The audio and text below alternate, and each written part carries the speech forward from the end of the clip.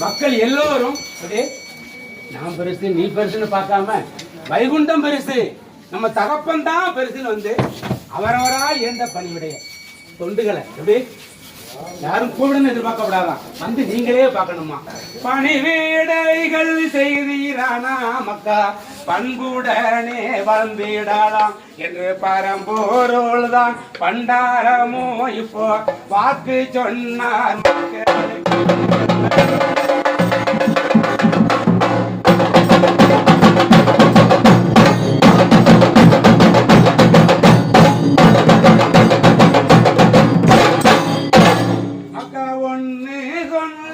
ஒண்ணு கட்டு மக்கா ஒரு நீரப்பாய் வாழ்ந்திடுங்கோ மக்கா ஒரு நீரப்பாய் வாழ்ந்திடுங்கோ மண்ணளந்த மாயா வந்தா இப்போ ஒரு நீரா